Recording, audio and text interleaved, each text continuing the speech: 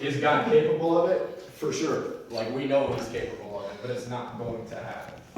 I'm not gonna just magically grow or, wake up tomorrow morning and be 6'2" all of a sudden.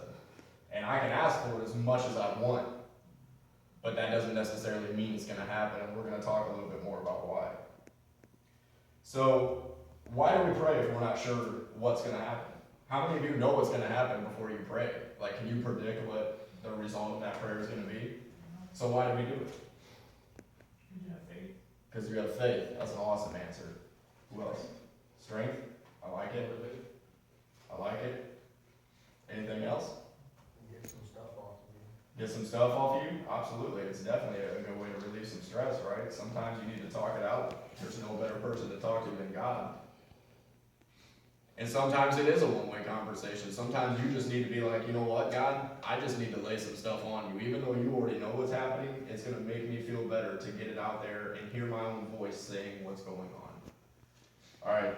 How many of you feel like you do it because you have hope? Like, you have hope that that prayer is going to be answered and that he's going to respond to you and that things are going to be okay. I know hope's a big part of why I pray, because I always have hope now. Sometimes when we pray, it can seem like a waste of time, right? We kind of talked about that. Sometimes it's like, okay, I'm praying, not really seeing anything, kind of feels like I'm talking to myself, kind of feel like I'm not part of that exclusive club that has prayers answered. But let me tell you, God always hears these prayers. There is not a single prayer, whether you say it out loud or whether it's in your mind and you're saying it to yourself in your head, he hears every single one of those prayers. And he's listening to those prayers. In fact, the Bible tells us, Psalms 145:18, the Lord is near to all who call upon him. To all who call on him is truth. Okay, let that sink in a little bit. God is always there. He's always listening. Don't ever feel like God is not listening. When you begin to think that, that's when your faith is weakened.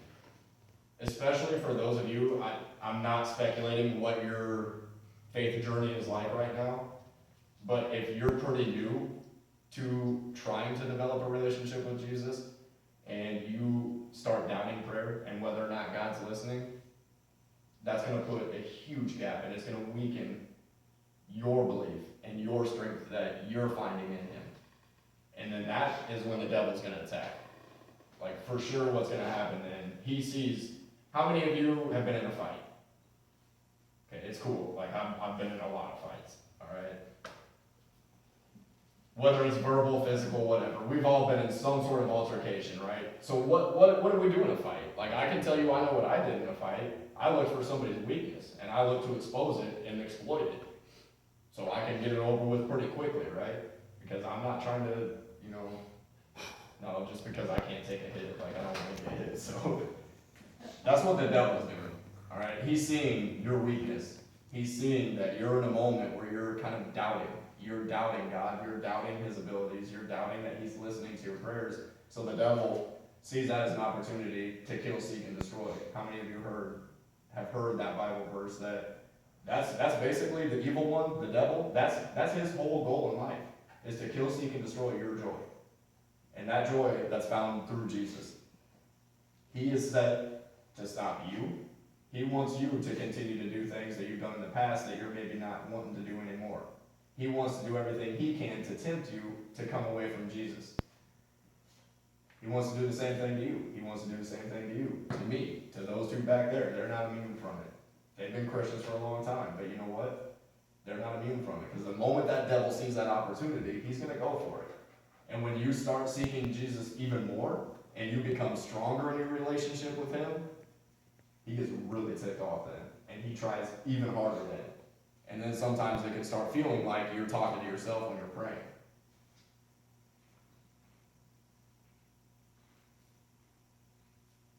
If we're afraid to take that buzzer beater, does it do our team any good? So we missed one. Does that really help our team if that deters us from taking that same shot in the same scenario the next time we have the ball in our hands? Depends, right? If you're Shaq, yeah, probably. Like, you probably shouldn't take that last shot. But somebody that already took that shot probably has a certain level of trust with that team to take that shot. So the team, you're probably actually hurting them by being too afraid or too tense to take that shot the next time, and then you're gonna give it to somebody else who probably shouldn't be taking that shot. And then you're putting them in a scenario where it's pretty clear they're probably not gonna make it. Alright, so that's me is again where prayer is really a lot like a basketball game. It's a lot like that final buzzer beater shot, because if my faith is weakened and I stop praying for myself, that means I stop praying for you. That means I stop praying for Afra. That means I stop praying for Juan. And when I stop doing that, not only am I not continuing to seek him through for my needs, and I'm not seeking him to develop and strengthen my relationship with him, but now I've taken away from you. Because it tells us in the Bible as well that anytime two or more are gathered in his name, he's there. So like right now, he's here. He's for sure here, because there are more than one people, more than one person is in this room talking about him. So he's present. If I stop and I'm too afraid to take that buzzer beater, I'm too afraid to take the shot because I missed before, I'm really doing you an inservice. I'm doing you a disservice and an injustice by not continuing to pray for you. Prayer is the most powerful thing we have, and it's built on the things that you guys identified. So you already know. It's built on hope. It's built on motivation and strength and faith. And when we stop doing that for one another, that's when we become weak as a team. And right now, we're team guys. Like, we're a family pretty much.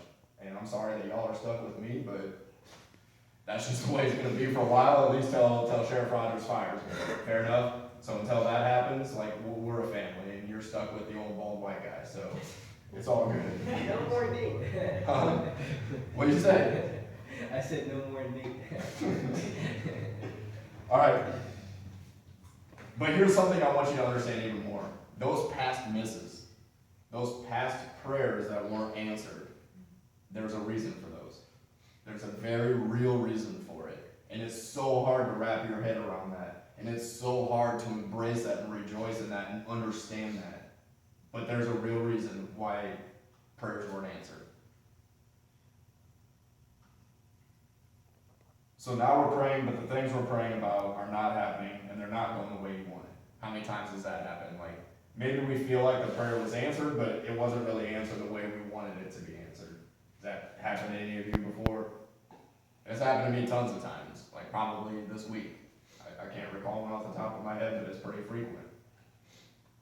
How do you feel about that? How does that make you feel like when this time the prayer is answered, but it wasn't really what you were asking for? Does it kind of feel like, all right, cool, like you helped me, but that's not really what I was going for, kind of thing? Like somebody gets you a Christmas present and you open it up and it's socks. Like, does that sound about right? Does that pretty much sum it up? Yep. Like, cool, you got me a gift and I appreciate that, but like I don't really need socks. I got plenty.